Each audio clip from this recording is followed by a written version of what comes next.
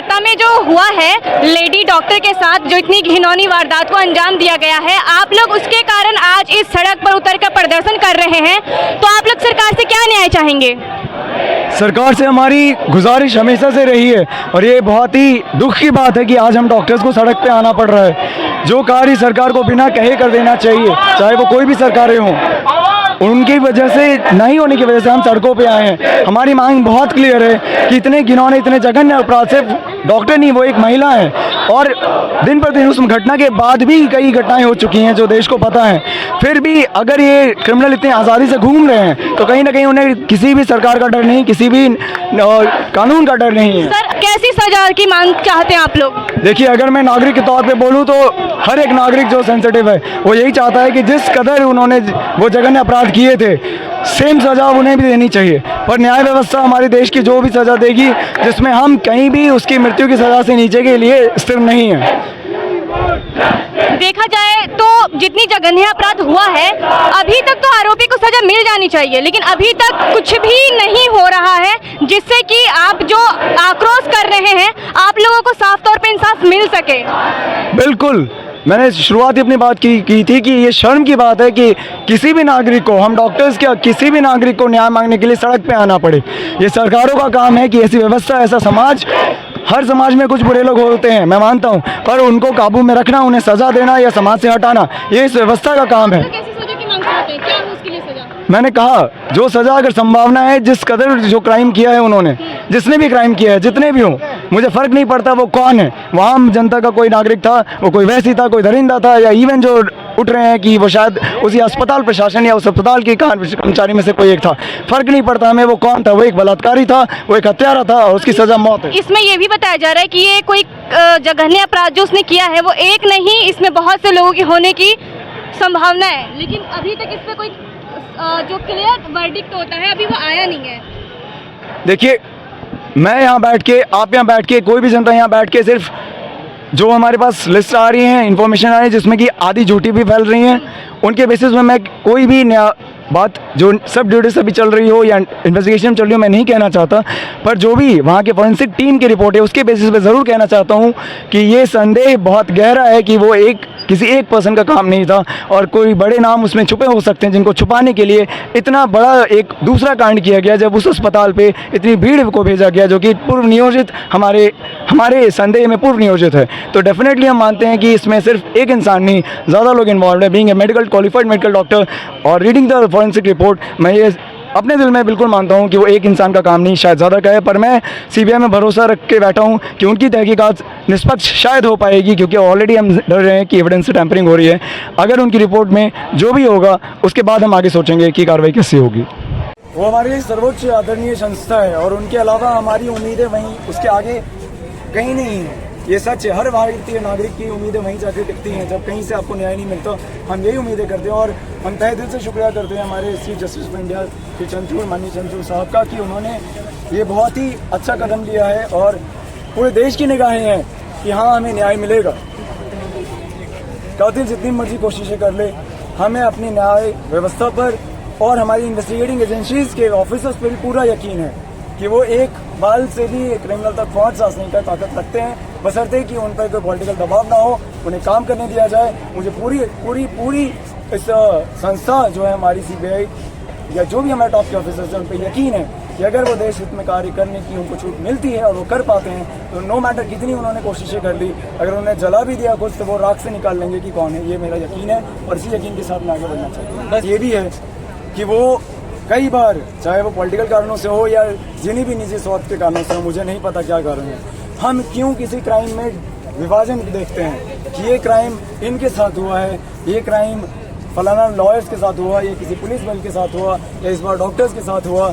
वो क्राइम है, वो हमारी जनता के साथ हुआ है, मानवता के साथ हुआ है, इस बार एक डॉक्टर्स के साथ हुआ है। तो हम डॉक्टर्स का ये फर्ज बनता है कि इस मुद्दे को नारी शक्ति और नारी सुरक्षा के मद्देनजर हम सड़कों पे आए हैं, क्योंकि बाकी वक्त हमारी खुद की जो परंपरा है कि हम मरीजों को छोड़ के नहीं आ पाते, उसके तहत कहीं ना कहीं हमारे हाथ बन जाते हैं। हम सोशल मीडिया या छोटे कम एग्रेशन तक रुक सकते हैं। पर इस वक्त जनता की क्या मजबूरी है, वो किसी की भी बेटी हो सकती थी, किसी की भी बहन हो सकती थी और होती हैं। उस घटना के बाद कितनी घटनाएं हो गई हैं एक हफ्ते में, अगर आप उठा के देखेंगे जघन्य से जघन्य घटनाएं हुई हैं। तो जनता से मेरी हाथ जोड़ कर यह विनम्र प्रार्थना है कि प्लीज जगिए, भारत में ऐसा नहीं होता था और अगर आज हो रहा है, हमारे अंदर कोई वैसी दरिंदे अगर पनप रहे हैं, पहले उसको पनपने से रोकें और अगर पनप चुके हैं, ऐसा दिखते हैं, करते हैं, तो उनको कहीं ना कहीं नेस्तनाबूद करने का जिम्मा हमें खुद उठाना पड़ेगा। उसकी शुरुआत खुद से होती है। कसम खाएं कि हम ऐसा कभी कुछ नहीं करेंगे, ना अपने घर में करने देंगे और अगर कहीं कुछ दिखा तो उसको न्याय के हवाले करेंगे। अगर हर इंसान ने ठान लिया और इस वक्त जो हम खड़े हैं सड़कों पे चल रहे हैं हमारे सारे साथी, मैं यही गुहार करता हूँ पूरी देश की जनता से, आप अपने अंतरात्मा में झांक के देखिए, क्या एक बेटी के न्याय के लिए, क्या एक बहन के न्याय के लिए, कल रक्षाबंधन है, उस राखी का कर्ज हम सब पर बाकी है।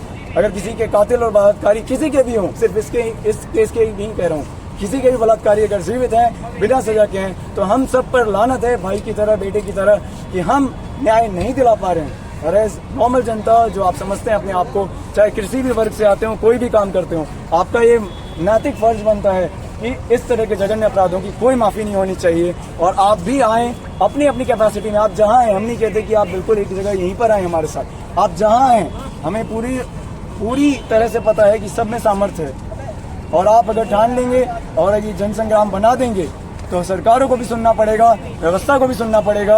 हर वो चीज़ बदल सकती है जिसकी वजह से ये दरिंदे पैदा होते हैं और फलते फूलते हैं। तो यही मैं प्रार्थना करता हूँ, खुद के अंदर जगें, जाके और प्लीज इस बलात्कार, हत्या, जो भी चीज़ें हो रही हैं और नारी सुरक्षा के मुद्दे पे दिल से सोचें और तब तक ना रुकें जब तक वाकई हमारा भारत हमारी सारी नारियों के लिए वाकई एक सुरक्षित देश के रूप में जाना चाहिए।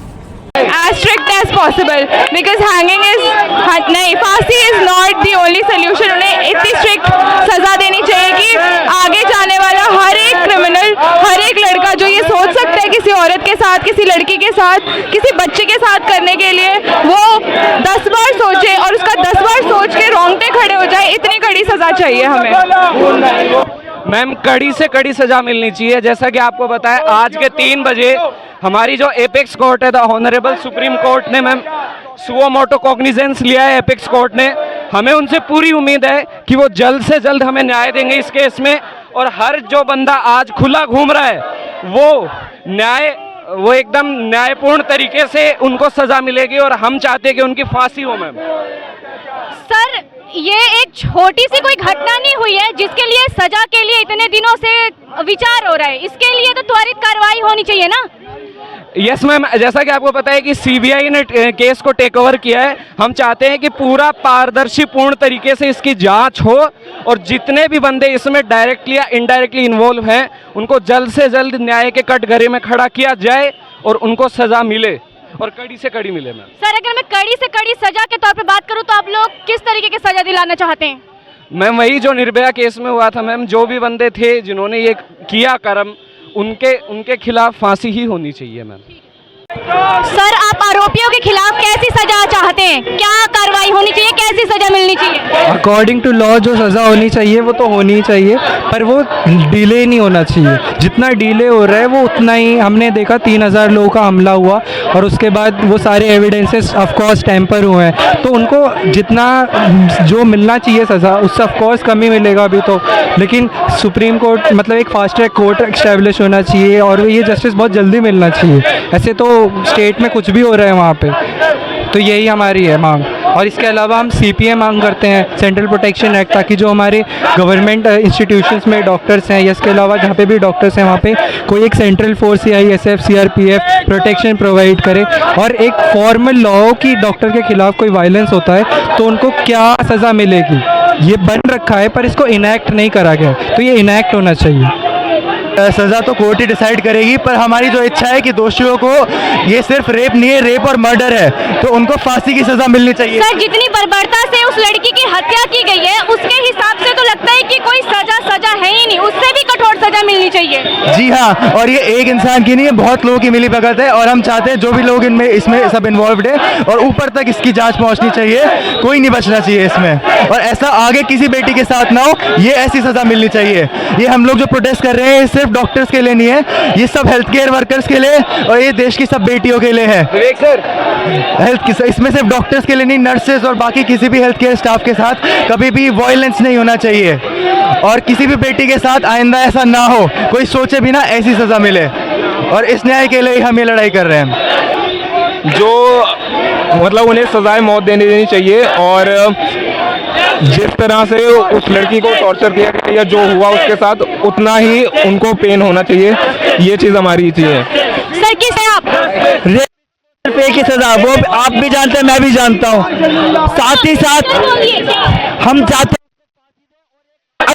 एग्जाम्पल बने के लिए जो करने का सोचते भी हैं। साथ ही साथ जो रूट प्रॉब्लम है, रूट कॉज है, जो यहाँ तक बात पहुंची, जो उसके अंदर हिम्मत बनी एक डॉक्टर के साथ रेप करने की, उसको सजा मिले, उस रूट कॉज को सजा मिले, ना उस रेपिस्ट के साथ में हम सेंट्रल प्रोटेक्शन एक्ट भी चाहते हैं ताकि आगे ऐसा कुछ ना हो डॉक्टरों के साथ ही सेफ्टी हो और साथ ही साथ व्यवस्था हो डॉक्टरों के रहने की, नाइट ड्यूटी में उनके साथ प्रोटेक्शन मिले उन्हें, कि ओल्ड एज मैन रहे एक अच्छे खासे ताकि इनको खुद के साथ दूसरों की भी प्रोटेक्शन कर सके। सर आप किस तरीके की सजा की मांग करते हैं? देखिए, सजा की मांग तो यही की जा सकती है कि ये इतना घिनौना जो बलात्कार किया गया है, बहुत इंसानियत शर्मसार है। पूरा इंसानियत सोच भी नहीं सकती, इतना किया गया है, इतने सारे लोगों के द्वारा किया गया है, इसको अंजाम दिया गया है। देखिए, ये इतना है कि हम अपनी आंखों से देखने लायक ना रहे, ना उनका परिवार उनकी आंखों से देखने लायक रहा, ना मैं किसी के सोचने लायक रह गया। देखिए, सजा तो ये दी, कितनी भी दी जाए उतनी कम ही पड़ेगी। सजा तो ये दी है कि उनको फांसी लगाई जाए, लेकिन देखिए ये बिल्कुल भी काबिल नहीं रहेगा। एक तो हमारा सरकार है जो हमारी फांसी देने के लिए भी उनको पकड़ नहीं पा रही है, इतने सारे लोगों नहीं पकड़ पा रही है, एक को पकड़ के लाई है, ना किसी का क्लैरिफिकेशन है।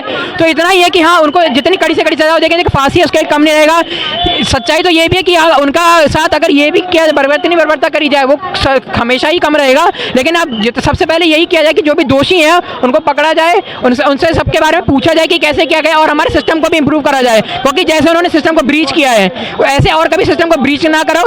ऐसा ना हो कि हाँ, हो सकता है यहाँ हमारे मेरी बैचमेट हो सकती थी, मेरे कोई पीजी रेसिडेंट हो सकता है, कहीं भी हो सकता है। ये पूरे ऑल ओवर इंडिया ये चीज़ पहुंचानी चाहिए। ये बात ये जितना किया गया बहुत गलत तरीके से किया गया और उसको सपोर्ट मिल रहा है। वहाँ के जो सीएम है, कोई भी मिनिस्टर उस चीज़ को सपोर्ट नहीं दे रहा है, हमें आगे नहीं जाने बढ़ने दे रहा, हमारी आवाज़ दबाई जा रही है, सारा मैटर दबाया गया है। ये पूरा गलत तरीके से किया गया है। और आज कोलकाता के अंदर BNS 163 प्रोटेस्ट करने की आज़ादी तक नहीं रह गई है डॉक्टरों की। ये कैसा सिस्टम है? हम अब प्रोटेस्ट भी नहीं कर सकते अपने लिए, ये क्या है? आज दिल्ली में भी होगा, हम कुछ भी हो सकता है कि लड़की जरूरी नहीं है कि वो इंजीनियरिंग, हर एक फील्ड में लड़कियां रात शिफ्ट में काम करती हैं, किसी के साथ भी हो सकता है। बिल्कुल, आज हम डॉक्टर हुआ है, कल इंजीनियर है, कल कोई और लड़की हो सकती है। ऐसा नहीं होना चाहिए।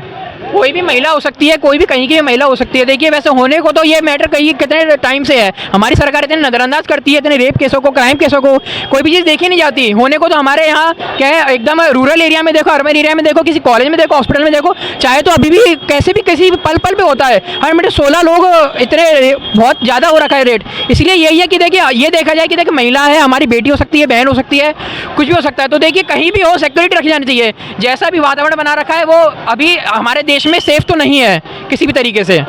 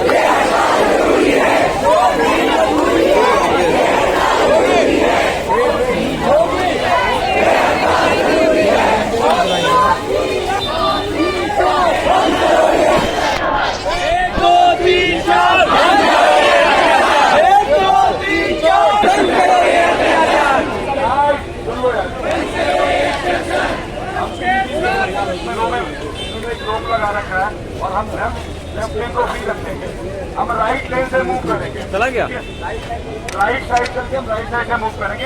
हम 5 से 7 मिनट बाद स्टार्ट करेंगे। आवाज दो, आवाज दो, आवाज दो।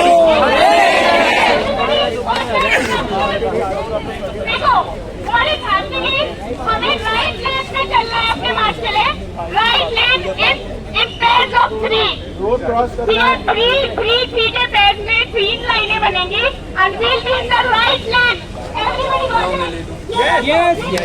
जिंदाबाद जिंदाबाद. नारी शक्ति जिंदाबाद. जिंदाबाद जिंदाबाद.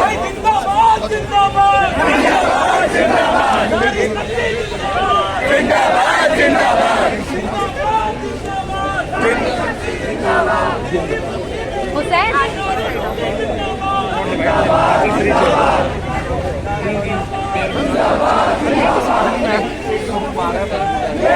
जरूरी है. शौकरी मजबूरी है. जरूरी है. शौकरी मजबूरी है. जरूरी है. शौकरी मजबूरी है. जरूरी है. शौकरी मजबूरी है. जरूरी है. शौकरी मजबूरी है. जरूरी है.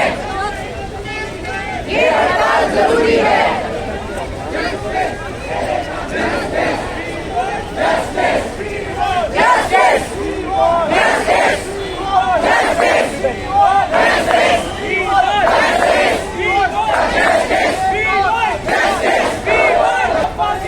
दोषियों को फांसी दो. दोषियों को फांसी दो. 1 2 3 4 बंद करो ये अत्याचार. 1 2 3 4 बंद करो ये अत्याचार. 1 2 3 4 बंद करो. हमारे साथ है जस्टिस. जस्टिस. बंद करो ये अत्याचार. बंद करो ये अत्याचार. बंद करो ये अत्याचार. I wanted to. No worry, I wanted to. दोषियों को फांसी दो. दोषियों को फांसी दो. जस्टिस.